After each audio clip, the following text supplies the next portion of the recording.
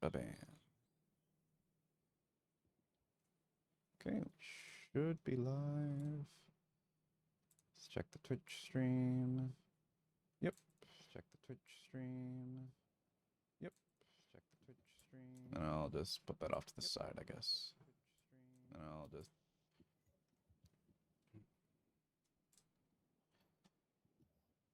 Alrighty.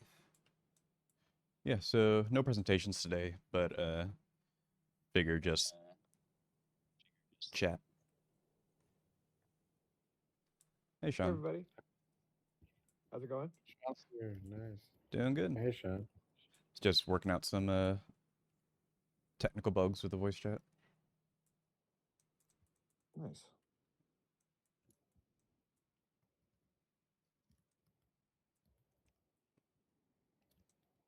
Oh, people are coming in. You get the nice smaller room this time around versus the big outside area. Yeah, I've been wanting to try out a couple different environments, especially since we don't necessarily need the media frame for this meetup.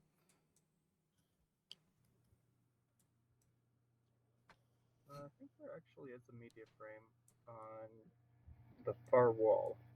Oh, there is one? I was looking, but I like, you know how like when you hold space you can see the stuff in the environment? I didn't see that for a media frame. Yeah, well, media frames don't show on space, but when you grab an object. Ah, okay, but when Yeah. they actually go in there, I see. Oh, okay, that's good to know then. Yep. One just over there.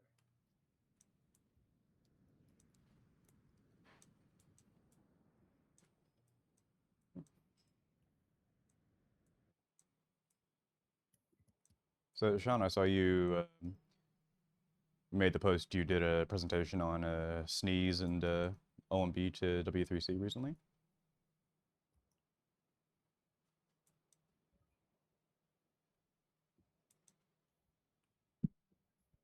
Sean? Oh, maybe he's AFK. Maybe.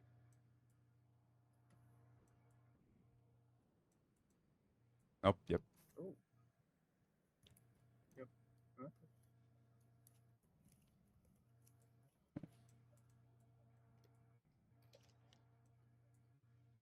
SourceGrid says he'll also be joining late.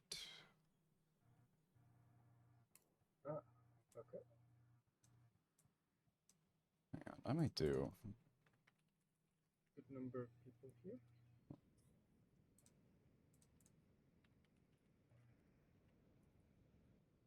Imaginer, what's the command to disable spatialization? Is it audio mode 0 or 1? Probably 0, but I'm not sure off the top of my head. Is that? I mean, in the preferences, you can just go to the audio preferences and disable audio left-right panning. Ah, there we go. Talk some more? Hello, test, test, test. Okay.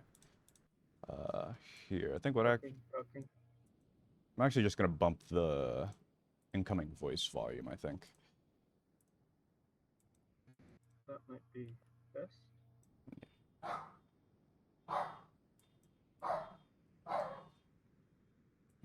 Car going off outside. Yeah, I feel like there's actually a dog here. It's pretty cool, actually. Oh, you can hear him. Yep. Oh, but yeah, Sean, I was just asking before you had to reconnect. Saw you posted about presenting stuff about Sneeze to W3C. How did that go? I went absolutely amazing. Yeah, it was good. We had the entire like WebXR. The people are in charge of like the future of WebXR and the web itself. And we just made a case on what are the limitations of the current browser and the web stack. And not only did they agree, but they said that we're the most ambitious. Like we were literally building the next engine for the browser. And so Sneeze is basically a new engine that'd be similar to Blink and WebKit that eventually Chrome and Safari could use. And then we're also going to be building a standalone metaverse browser using that open standard engine as well. and that will be out in a couple of months, which will be really exciting. So it's going to take it.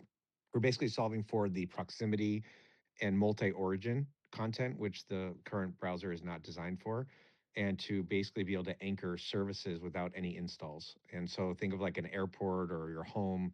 You'll be able to you basically be able to own your own website, which we refer to as a spatial fabric, which will be a new standard. And you'll be able to anchor any service, and the browser will be able to easily go to any spatial fabric and recognize any services on that spatial fabric with no installs whatsoever. And so our goal is to, once the sneeze is done, we're going to go back to the W3C and get them to eventually embrace it in the current web browser ecosystem, along with a private, not a private, but a standalone metaverse browser as well. So it's going to be pretty cool. Very nice.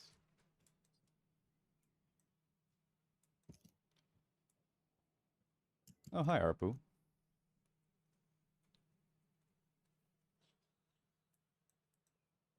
Who else is here? Oh, Bela. Hello. Yeah, if you guys ever see the slides, if you have any questions, let me know. But it really shows the exactly where the limitation to the web browser is and why we're doing what we're doing.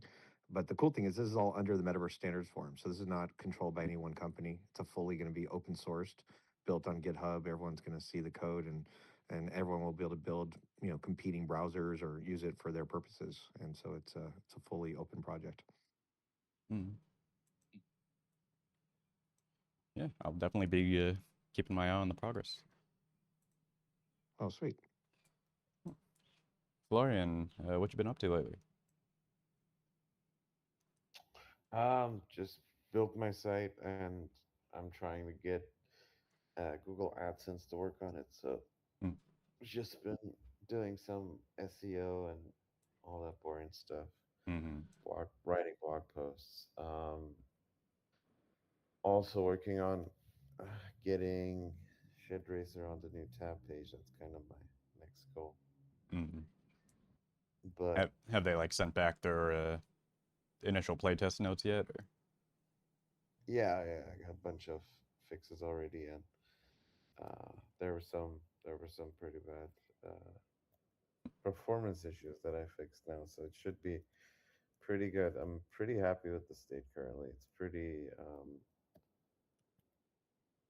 how would I put it? Feature complete, I'd say. Mm. There's still a lack of like gameplay depth, but not sure how much effort I want to put into making But that. like the loop and the systems are more or less like in place. Yeah, the flow. I think the flow of the app is pretty good. The multiplayer works pretty nicely.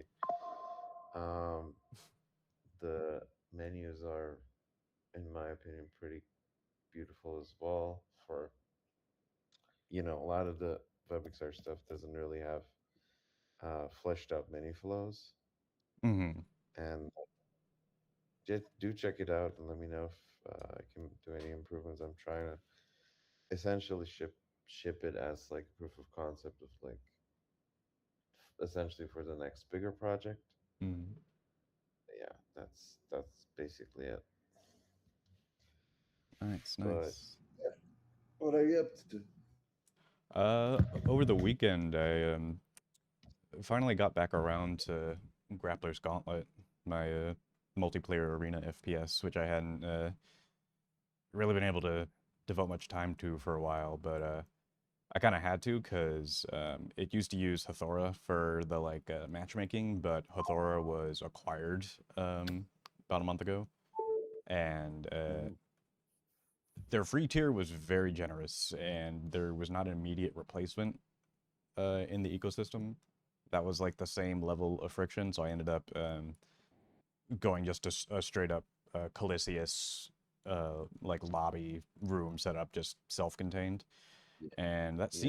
seems to be working. I mean, I wasn't pulling like crazy traffic anyway, so I didn't really need like Thora's orchestration, but yeah, I gotta get that submitted for review, and then I'd like to keep polishing it so I can get it on the new tab page like I planned to months ago. Do it. Nice. And then I also I was in a game jam too, a 3-hour game jam where I put together Oh, this like very basic thing in Godot, and I might try porting it to WebXR. It's like it's very small. It's practically a mini game. I only had 3 hours after all, but I think it's a cool mm, concept. It's like the idea is that you're the recommendation engine for like some generic feed, and you have to like go around to different servers and find what you're supposed to give people before time runs out. mhm. I'd love to play it if Yeah, you have the link. yeah. Here I'll pull up the flat screen version.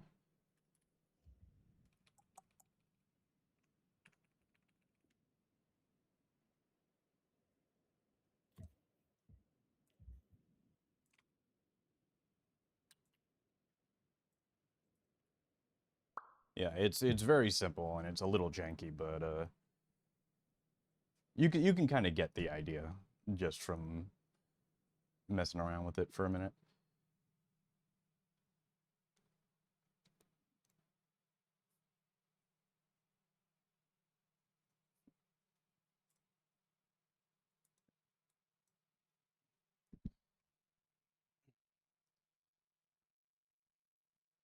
But yeah, it's been a long time since I did a game jam. Makes me want to try and do some smaller projects again, just to like get some stuff out there.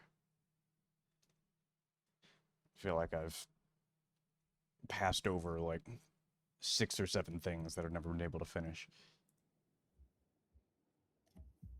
Yeah, closing up projects has been it's been much easier, honestly, since I started using AI. Mm-hmm. I can actually get projects to a state where I can just hand it off and say, okay, this is finished. Like, I have a game now that I got on YouTube Playables, Oh yeah, I saw you post and about that. yeah, it's essentially the original version took 2 days with IWSTK, and I ported it to Phaser because just purely for performance reasons, Mm-hmm. uh, and then put it on YouTube Playables, and that took me maybe a day because some stupid issues with web views and whatnot. Mm. But pretty good. I mean, you can get pretty good results in just a matter of days. You just gotta know what to ask for. I feel like.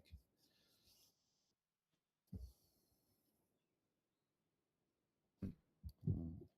I've never really engaged much with the, like the playables ecosystem. Like what's the upload process like for that? You basically have, you know, a self-service certification process, and then they have a manual review, and you essentially upload a zip file, and then yeah, you have to apply for an account because they do manual auditing, and Mm-hmm. you have to essentially pass um, their reviews, and then you can do that.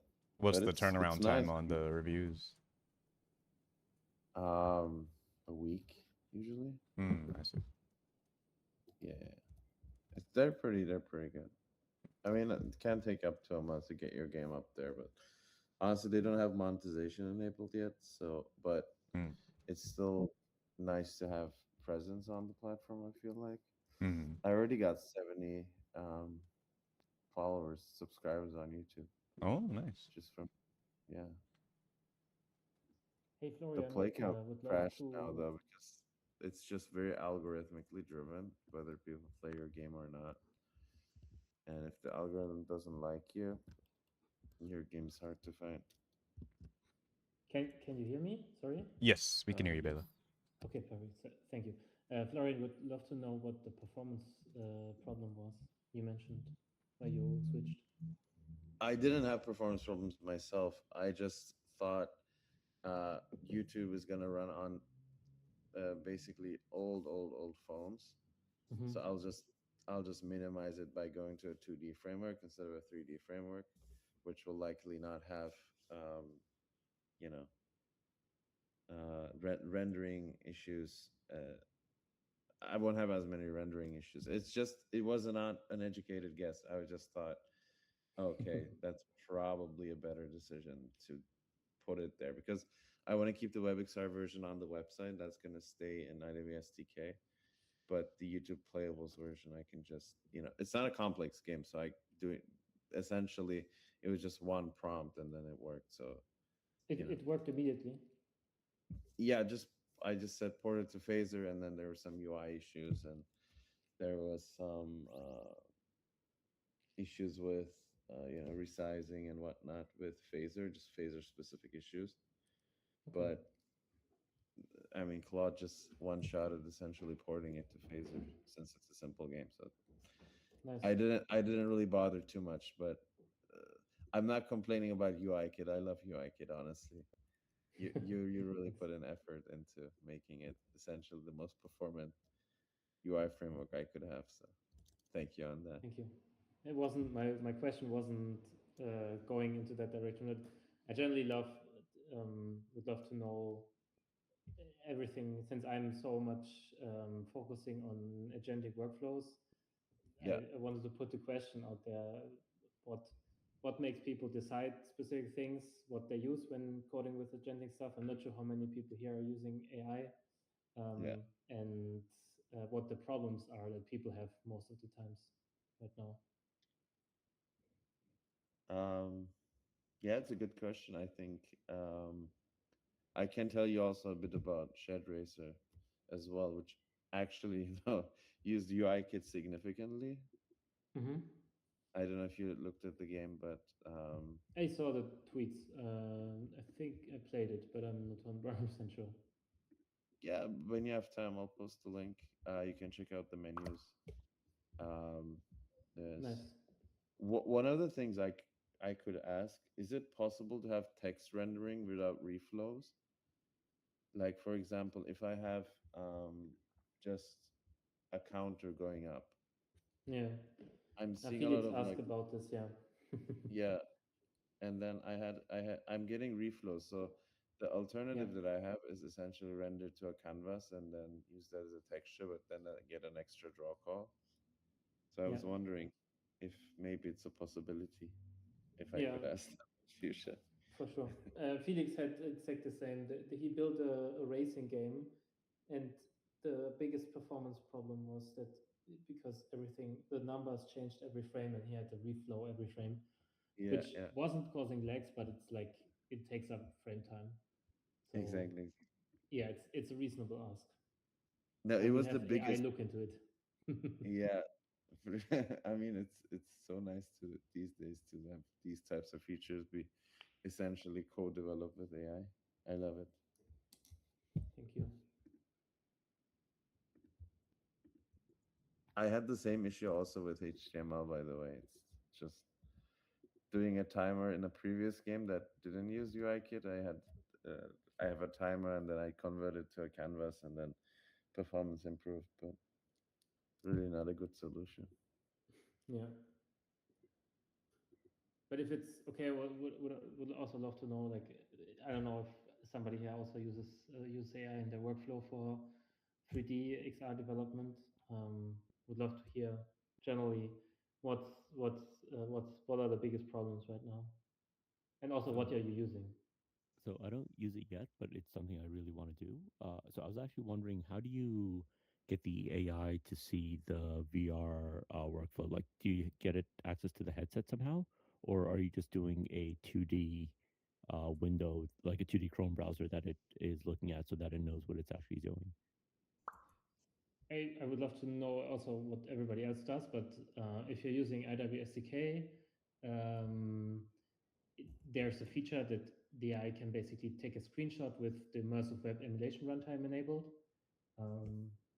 So basically, the AI can just do a screenshot like Playwright, but it can take it from emulation runtime.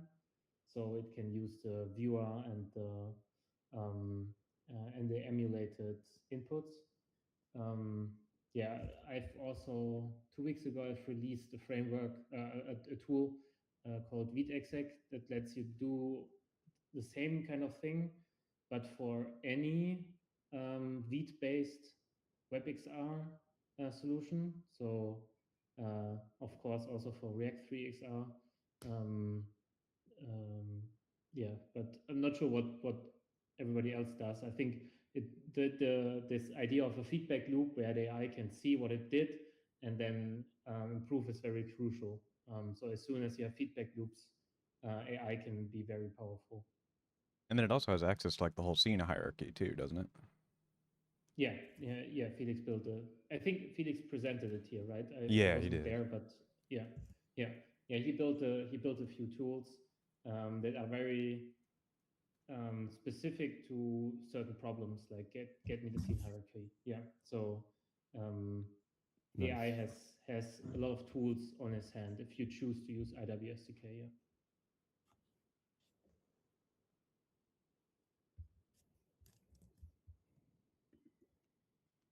Honestly, Anybody else building with AI? Sorry. No worries. Sorry. I was just saying, I think honestly, the paradigm of using AI to build 3D experiences, like, it's just such a paradigm shift. It's such a unblocker for me that honestly, like, you guys are building something really incredible. Really happy that IWSDK exists. Awesome. Yeah, I I will also want to forward try to it get. to Felix. Yeah, I was also trying to get the Blender MCP working. This was when I was trying with VRChat rather than WebXR, but it was using, I think, Claude plus the Blender MCP, and then it could render or it could model stuff in Blender. And in theory, I would have been able to export it into GLTF and put it somewhere else, but to not get that far. But yeah, I wanted to try that as the other half of AI-based 3D modeling. Mainly because I suck at art, so I was going to have the AI do the art part, and I could do the technical bits. Yeah. Have you tried Triple 3D? What was that? Have you tried Triple 3D to generate models? Oh, actually, no, but someone else recommended that this morning, so need to try that. It's really good. Yeah, I think I only used Meshy or Meshly a couple months ago, and it wasn't that good when I tried it, so need to see what the state of the art is. Yeah, Triple is much better. Yeah, I heard the same thing. It was they used it for 3D modeling and 3D printed the model based on drawings. So need to try it out. Yeah, just use the Triple free. is a bit expensive though, right? It's not too bad. They have a free usage as well. You can just try generating something with the free tier. Interesting. I mean, can we download it like? No, it's like web-based. Meshy's. I mean, Meshy also provides like free generations, but they don't allow downloading. We can view them. Oh, Like actually, I that. haven't tried that. They changed the pricing recently. Let me check if I can download it. Oh. I mean, yeah, Triple is like the trend, like the top leading 3D model generator. No questions, but like there's one free alternative, like it's from the Chinese company, the Huan. I don't know how to pronounce it. Huahon, something like that. So they also have a like something I like think there are a bunch of yeah. free ones. If you use Comfy UI, there are Comfy UI plugins to do 3D model generation. That's also tied to the standard 2D image generation. Comfy UI is like local generation, no? Yeah. So Comfy UI is like stable diffusion, but with a node-based way of doing all your flows. But yeah, they have a 3D plugin too. I'm actually quite curious, like how much of a beefy PC do you need for Comfy UI workflows? I'm genuinely considering buying a good PC just for that. I mean, well, I think there's two bits. One is memory, and then the other is the CPU. Like, I think for memory, that's if you're not doing video, I think you could get away with like 4 gigs of RAM on modern models. But yeah, if you're doing video, I found that it was much better to just do it in the cloud because I kept locking up my PC from running out of VRAM.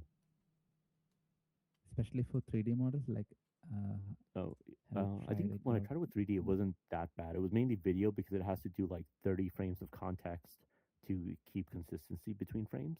But images and 3D models, they're single frames of data, so they can do it in a few gigs of RAM at the lower quality. Hmm. But also, yeah, this was a A few good months ago. place I don't know what the also state of the art is for free local generation. is the Hugging Face spaces. They have a lot of models set up, especially the later ones like the Hunwan version 2 and 3. You know, there's a couple different versions of it where you can put 4 aspects, so from different perspectives of poses, and then it will generate the 3D model for you. At least you can play around with it. But Hugging Face Spaces has a really good 3D modeling selection section where they let you at least play around with it. You can copy them if you set up a paid account, for instance, and use them on your own.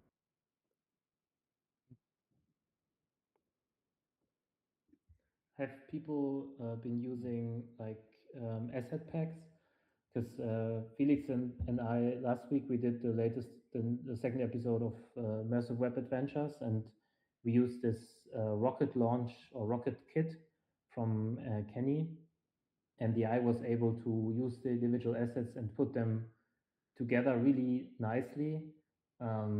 So we didn't have to use any external tools, and it was looking pretty good. Not sure if people Yeah. saw this, but I think I saw the screenshots. I haven't seen the episode yet. but did you like the visuals that you saw on the screenshot? Yeah, it looked good. Nice. And I think that the advantage also of the asset pack is, of course, that everything is consistent. And if you choose certain asset packs, of course, they are low poly and optimized. So it's like you don't have to do much to get them web ready, which is pretty cool. Mm. Yeah. Shed Razor is also using Kenny's starter kit. Um, and it's just modifying is just so much easier because of the low poly art stat and Yeah. adding more, parts to the kit because it's grid based essentially how the tracks are laid out. Yeah. It works really well in games like Shed Racer that are just very geometric and very easy to do. I also used another asset pack that he had, and then I wanted cabins for the cars. The cars were not modeled in on the inside, so I got someone to essentially model out all the cars' interiors, and you can also like drive the cars in first person with that now. Nice. That's always important for a WebXR game. You can go inside. Yeah, I exactly. forgot driving cars. Now we just need a city to drive around.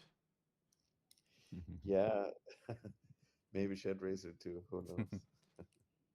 WebXR GTA.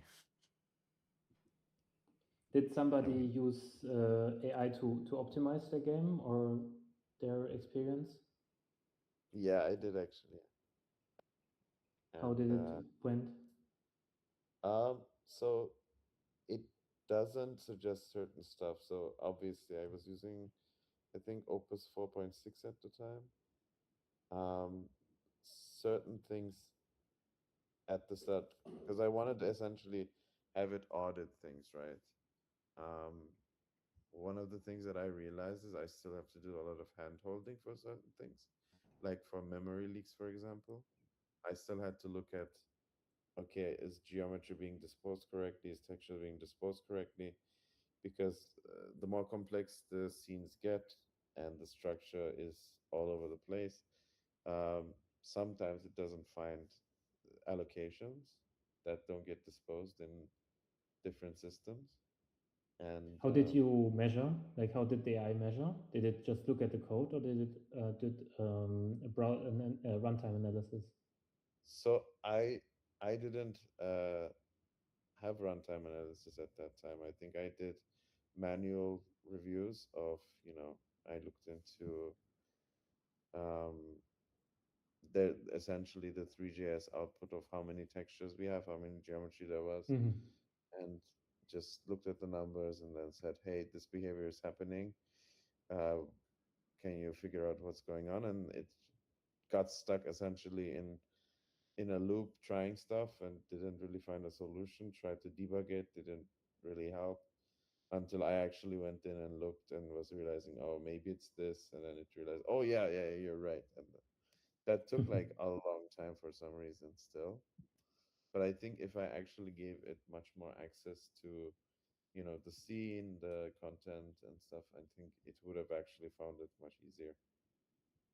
I had this experience where I tried the WebXR tool to optimize UIKit, and it actually like in some extreme situations like improved the performance by 50% because it was finding that it was 3JS was unnecessarily computing matrices because it was actually looking at performance data. Because Yeah. you can have AI just look at the performance tab basically, but not as a not by clicking the UI, but actually just executing SQL at the performance trace, so that you get Oh, what oh, function is interesting. called the most. And AI is pretty good at analyzing data, so it was finding out a lot of things, and I made like one day I was only doing fixes to UIKit for performance, and it was greatly improving. That's really good. Wow.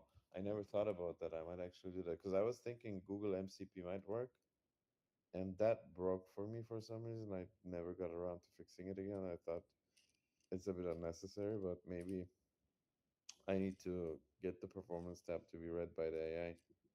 Yeah. Yeah, the WebXR tool has this integrated by default. It's just one flag, and then the AI knows it because there's a skill for it. So if you just tell it, use WebXR to optimize your experience, Yeah. it might get you some more FPS. Yeah, I'm excited about it. I haven't tested it yet. Um, but it's gonna be good. I saw your tweet and then I was like, okay, I should try it. But it's always like, you know, you wanna test it, but then you're doing other stuff. But Yeah, nowadays it's installing a skill or installing, something that someone built with one command and you already have essentially a superpower.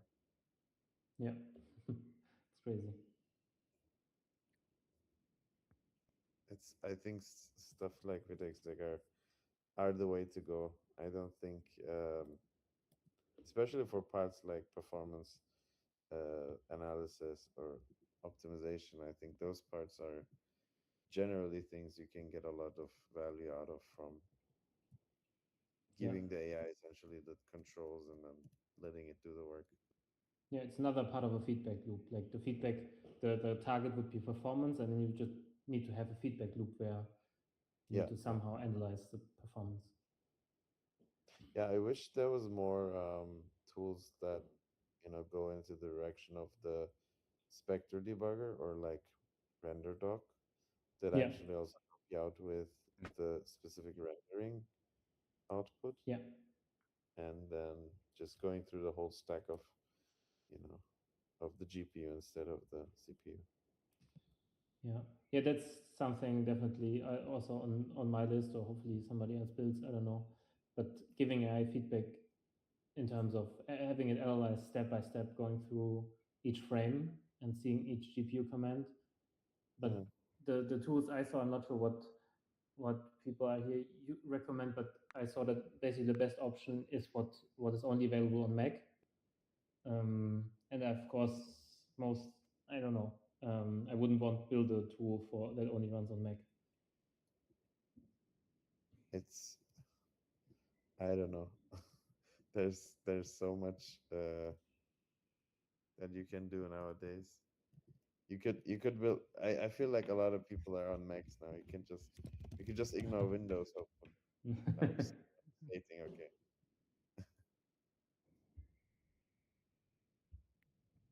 But I would love to hear if somebody has a recommendation for, uh, yeah, the best tool they use for analyzing cross-platform WebXR or general web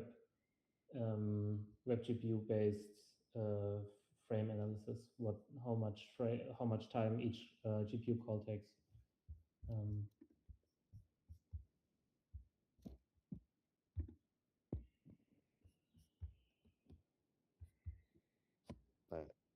I think I might let me know when you find something that solves these problems. But Vitexec already, I think I'm gonna use it tomorrow on my project actually. So thank you for the reminder, by the way. sure, would love to have feedback and see if it actually helps you or find some performance stuff. So I'm trying to get Shed Racer to run at 90 FPS in smoothly. So I hope I achieve that now. But I don't Nice. know. You can also try to use the new, I'm not sure if you use codecs or whatever, but with the new goal mode, you can say like achieve 90 FPS. And for me, AI always achieves it in my, like every goal I set.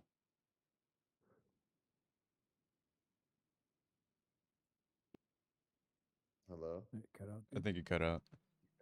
Cut out, I think. Bail it? No, Hmm. I think we lost Someone him. send him a message in text chat.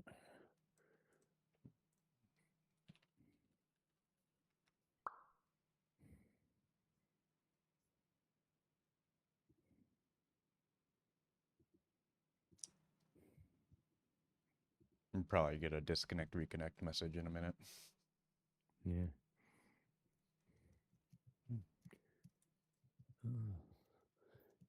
Sorry to be late. Did I miss anything exciting? No worries. Not too much. We just kind of been chatting. How have you been, Doug? Oh, pretty good. I actually found someone who's You may remember my model presenter that I made last year, Mm-hmm. and I found someone who's interested in actually presenting node graphs. Hmm.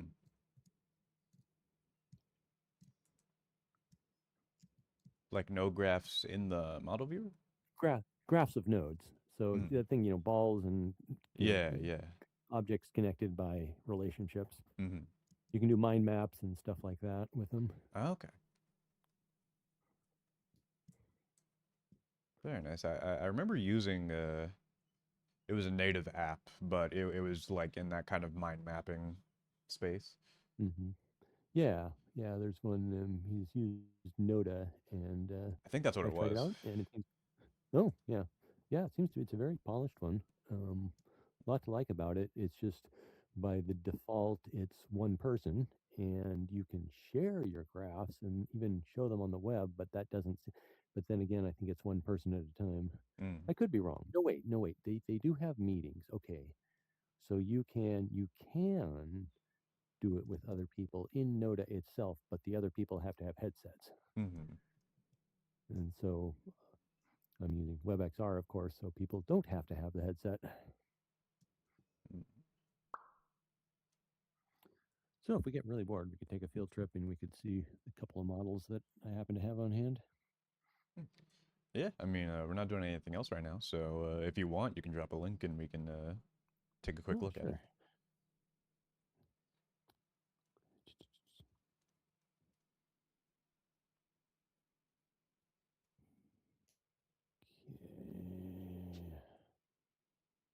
Okay. Sample. Okay. There's that. Oh, wait. Okay.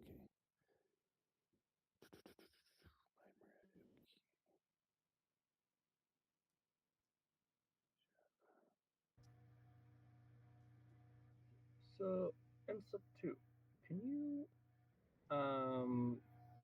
describe what your 3 hour game jam game is about a little more?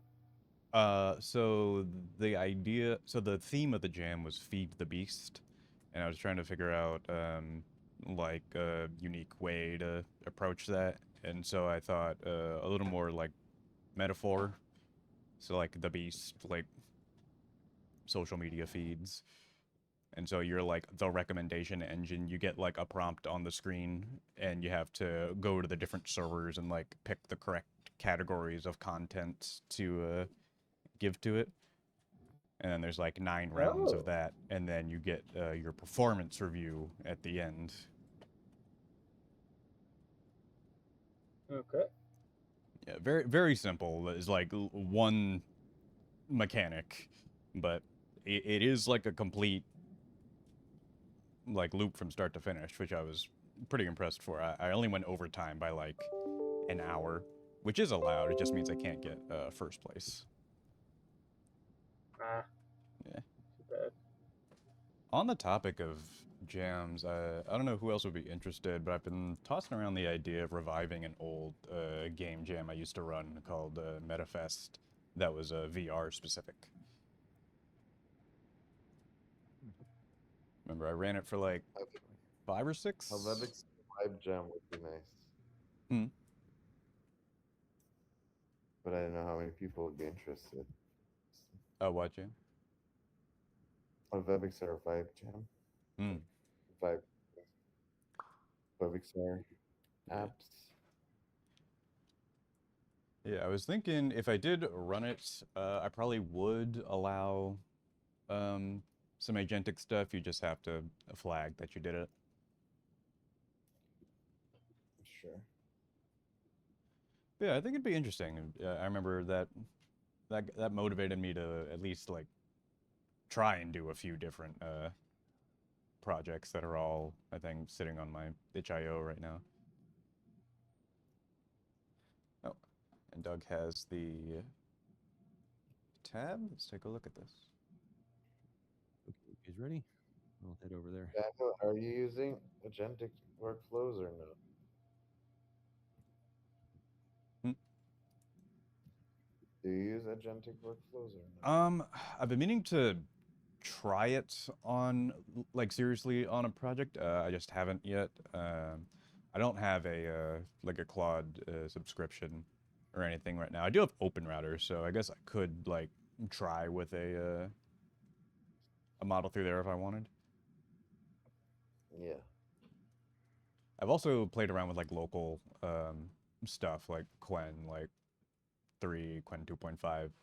I don't know how good they'd be specifically at like if I went with like IWSDK or something, how well they'd work. I don't know if well, I guess Bale is not here anymore. He probably would have had the best idea. Oh my.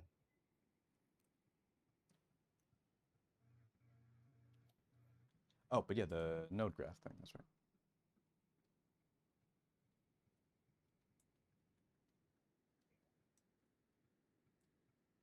Hmm. Oh, and you even have a node import.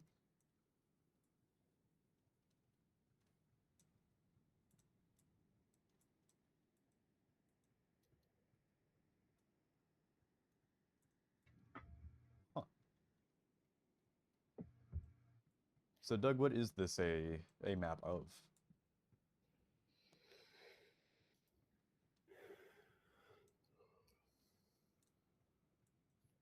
Doug?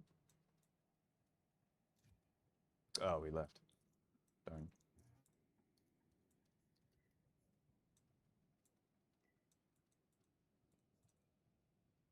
Well, it's on stream at least, so we'll have some video of what this looks like.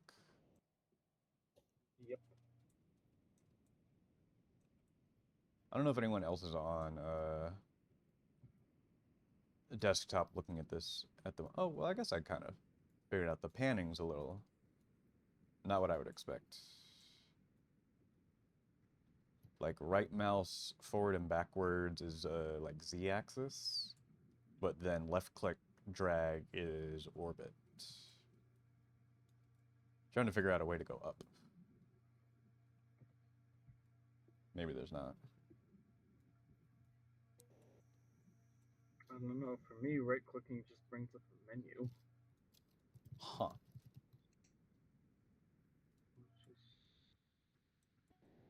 I don't know. Looks like this is a mind map of like German companies. I see a lot of GmbHs. small text on them. And there's also these little like Right. lenses that have environments behind them. Oh, Yeah, I like Good. that. Kind of interesting. You can look into them. That it's like yeah, that's interesting. I guess you guys Yeah. can And hear me here. yeah, Using my connection to here. Keep losing the hub's Oh. connection. Oh, there you are, Doug.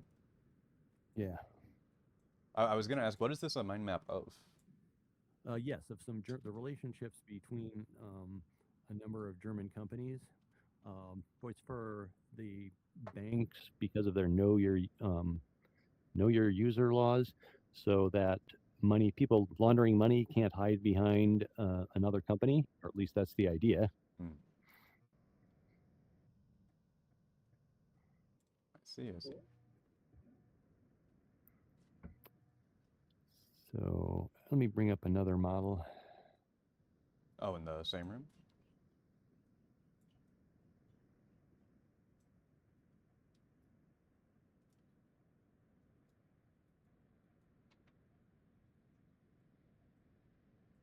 Oh.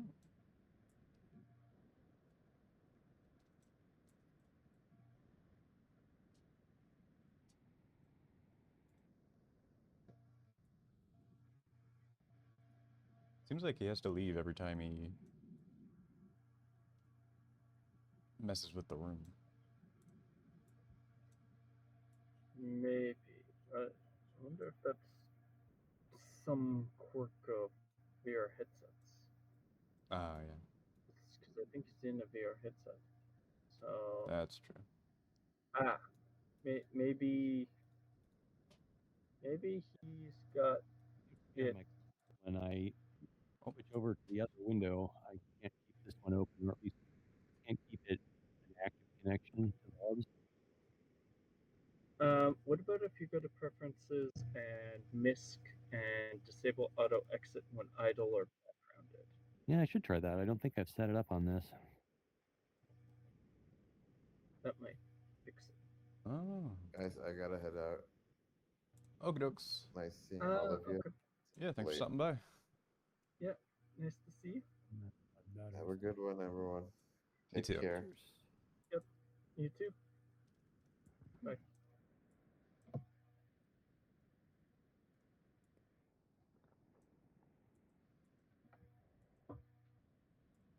the thing I liked about Noda was you were able to use a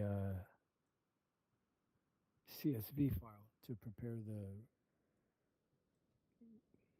environment. So you could add all your labels and position your XYZ nodes and set up your edges all in a Excel table in a CSV file. So it made that was I haven't played around with it. I think they were playing around with, you'd think they would release a skill, but they also now have some kind of Noda AI add-on, and I think it's them using their own skills and turning it into sort of a SaaS kind of monthly subscription-based model. So it makes sense for them, but I think it would be easy to make a skill for Noda and make it kind of interesting.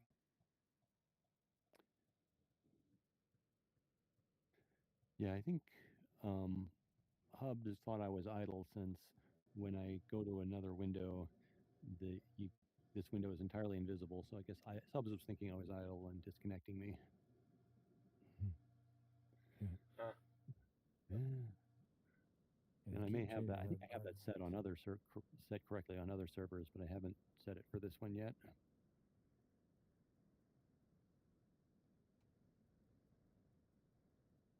So yeah, so if you know anything about Noda, I mean, it's that graph, the thirst graph was just pulled directly. Actually, the first one was pulled from Noda, and the second one was also. It's just something I found online to compare with the first. Yeah, I keep popping in and out. I didn't see the link to the second one, but or maybe I saw only. I don't know which one. I only saw one of them, but it looked. I mean, it's nice, and I like the side. The scale of the room is impressive too. Well, and the other thing is simply that that is done using the Croquet/multisync network, which is no longer operational. So I have to run my own reflector, and there is an open source version, but it's I think I have to do a fork if I want it to actually save sessions. So yeah, the app it's not as functional as it should be because of my choice of network technologies. At least not at the moment.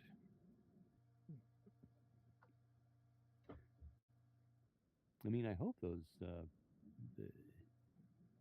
Croquet multisync people figure out a sustainable model because it's it's very nice from an application developer point of view because you don't have to worry about a server.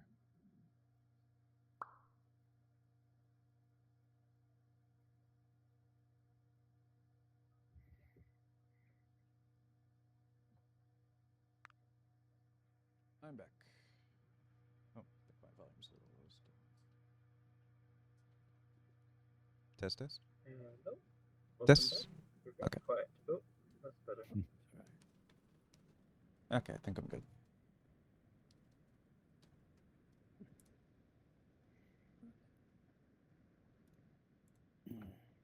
Well, thank you for being a forgiving audience. Of course.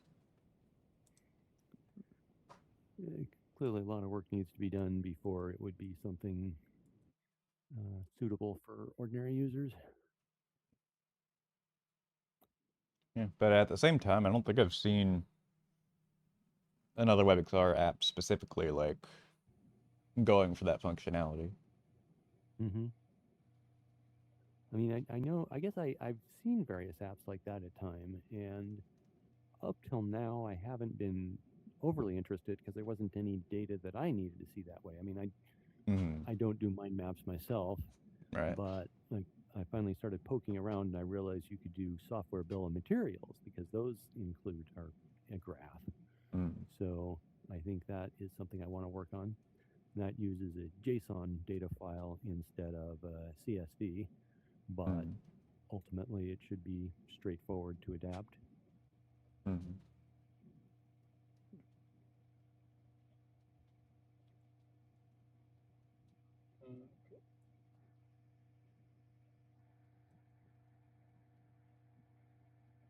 Yeah, it feels like there's a lot of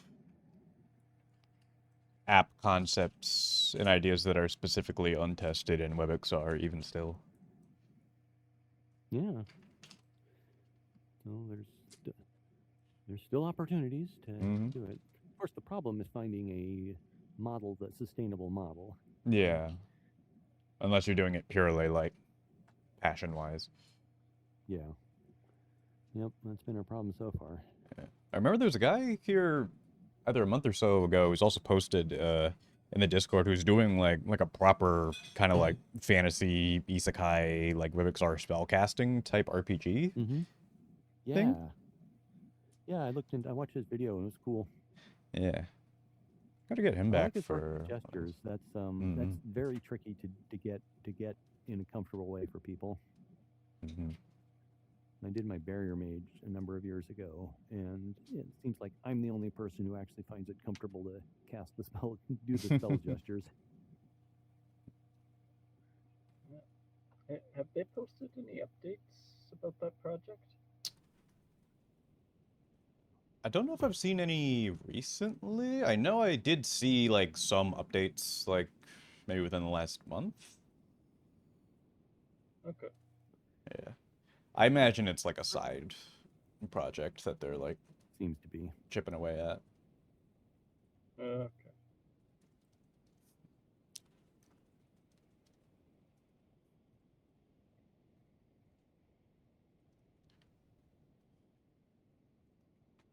Yeah, that's the thing too, is like there's probably a ton of projects out there that we don't even really know about because people are just kind of working in their own silos. Yeah. Yeah,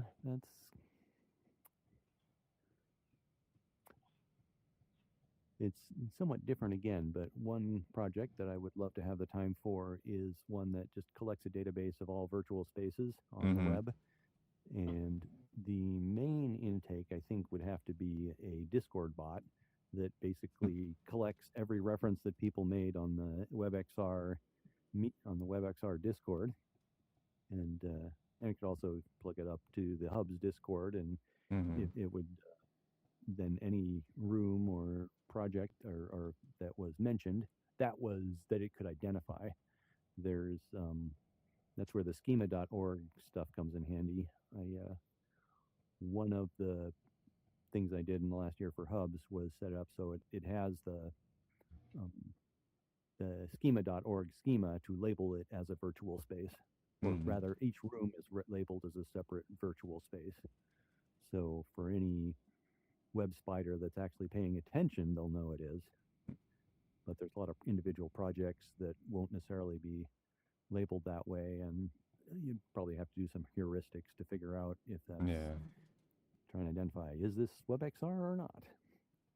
Yeah, I feel like there's been like a lot of attempts in the past. I mean, even I've played around with this before, but it's just like, I think the biggest thing is just the amount of data sources you would need to manage if you want like an actually complete picture, because you're talking about like Discord, you're talking about like Twitter, Blue Sky, whatever other social media sites, just like every unique public Hubs instance, every other unique public instance of another like online XR platform, whichever ones are still running right now.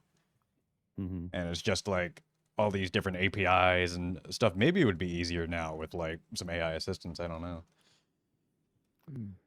But and like GitHub too. That's something I would do a while back. Is I would just like troll GitHub for like tag WebXR, sort by most recently updated. Who's new on this list? That was actually the basis of my first attempt at it, like a WebXR ecosystem explorer, and it pulled like the latest GitHub projects to show you like everything that was coming up on GitHub at least. So did you get that much of it working? I did get that part of it working, yeah. It was like the barest bones UI you could possibly have, just like enough of a card to meaningfully separate all the entries. You could say like the author, the number of stars. This was a few years ago, so I imagine the API has changed since I last used it, but... That's the bane of APIs, is there isn't a monetary incentive for them to stay with it. They usually change it in incompatible ways. And then more recently, a more manual curation effort I did. I don't know who here is seeing webxr.wiki, but it's a MediaWiki instance I set up years ago where the most developed part is the games page, where I tried to catalog every WebVR and WebXR game, starting from like 2016, 2017 up until whenever I stopped, like 2021 or 2022 or something like that. And even just stopping there, that was like over 300, I think. A lot of dead links too. I remember there was one that I was really upset that it was a dead link because I just knew it involved like pooping on a toilet, but that's it. That's as much as I know because it doesn't exist anymore. It's from like 2017 in like early A-frame, and I'm so upset. I can't find anything about who made it either.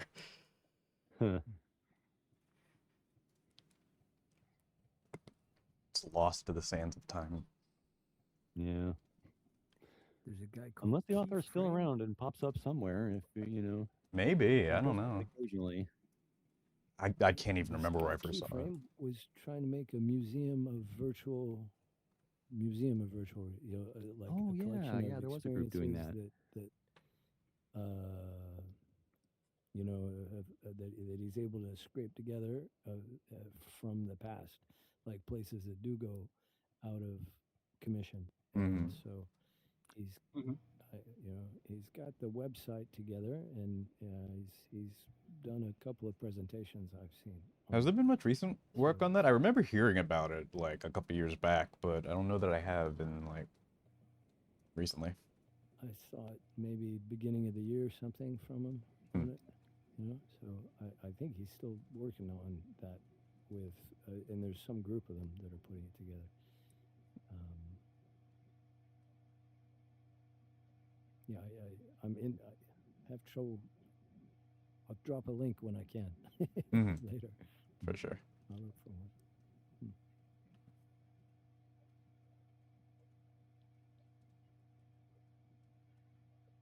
Yeah. In fact, I'm going to jump out. Maybe I'll join in from a PC where I can hit the keyboard a little bit.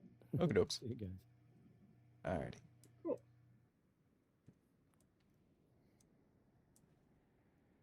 Oh yeah, G Fedora keeps coming and going. It does, but I wonder if the scene is too heavy for him to load. Not sure. It does okay on my Quest 3, but if you have an older Quest, it might not be too good. I mean, what's the most intensive part of this environment? Is it just like the texture work, or? Not sure specifically. Probably the texture work. Yeah, I don't think there would be too much geometry. Right, because it's just like this one area, and then it's what like the photosphere outside. Yeah.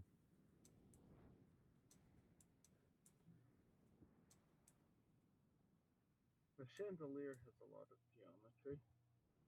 Oh, yeah, that would have a lot. Well, doesn't look too bad. I mean, the rods are hexagonal and not circular, at least. Yeah, that helps. True, yeah. Yeah. I know I've said it before, but what we really need is just a proper level of detail, file format or whatever, so you could just have a space like this that rendered that as an appropriate amount of detail for your platform. Well, hubs can do that. Yeah, there is it's available, but it's not, or there is or was a component. It's not standard. It's not readily accessible. True, yeah. I mean, it's a pain. You have to build everything 3 times. So, or more, however many levels of detail you have. No, that would be a good job for a large language model, is simplifying 3D models. Yeah. Automatic level of detail. That would be nice.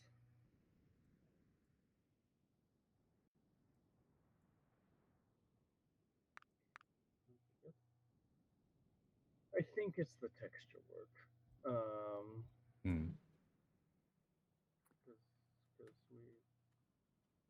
we've got fairly high resolution textures. It looks like we've got normal maps and so forth. Let me see. Oh yeah, because the stairs reflect the light. Yep. And also, so that's probably specular maps or metalness maps as well. Is this actual geometry or not? Oh, it is. The carpet is separate geometry. Okay.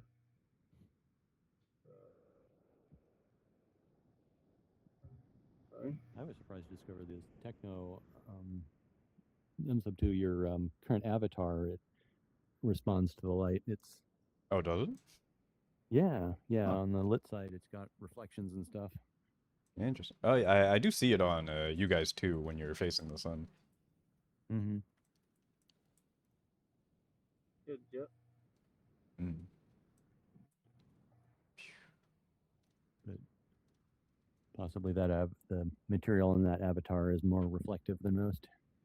True.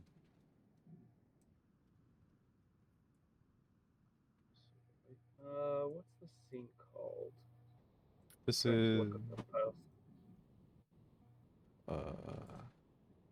Events Conference Sunrise.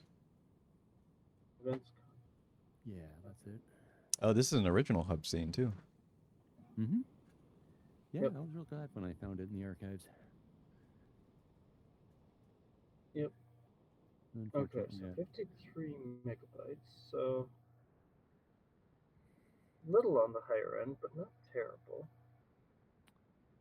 Yeah, unfortunately, all the low-hanging fruit has been taken in terms of old hub scenes and getting them running again. I mean, there's a number of others that could be. They just require some work in Blender, and my Blender skills are not at that level.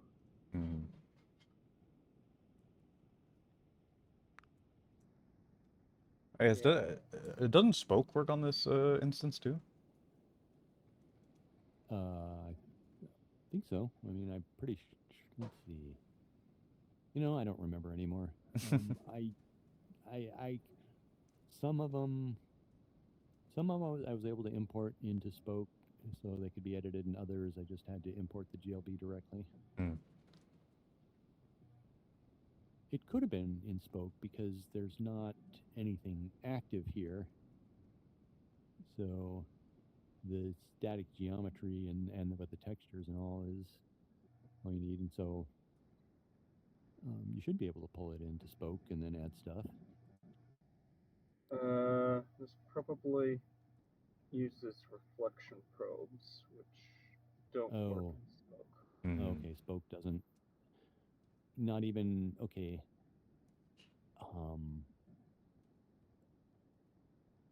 Would you just not see it in Spoke, but then see it in the in a model you imported from Spoke? I mean, Spoke, if it's just if you import a GLB and then if hubs can handle the GLB file, then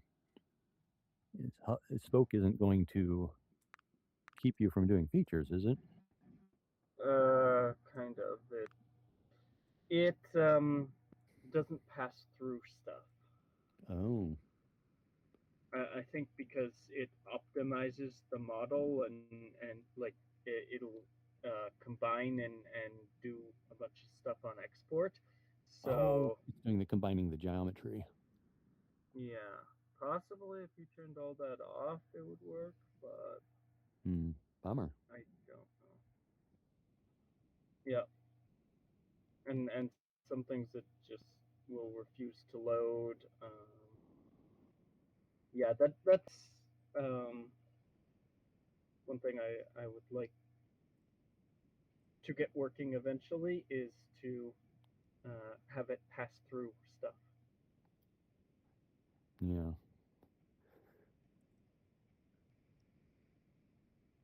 Yeah, it has reflection probes.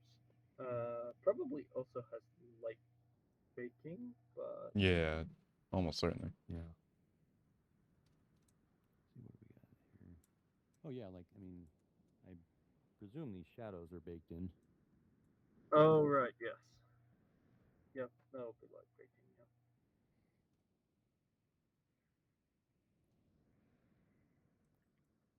Yep. Interesting. You can see the reflection in the metal, or the smooth, shiny part of the stairs, even the ones that are in shadow. Yep. Yes. My yes, immersion. Yeah. Well, such are the trade-offs. Yep. Environment mapping. Yep. Yeah. I mean, I don't expect my environments to be photorealistic, and then I don't need to feel I'm in a photograph. I'm content to feel like I'm in a painting. Yeah, I hear Just that. a skillful one. Yep. Well, we're heading off to a game night tonight, so I should sign off. Okie dokes. Good to see you all. Yeah, good to see you too. Okay. Thanks for looking at my project, and I'll be around. See ya. See you. All right. Yeah, I'll probably go ahead and also head out. Okay. But yeah, nice seeing you, Imaginary. Nice seeing you too. All right, bye.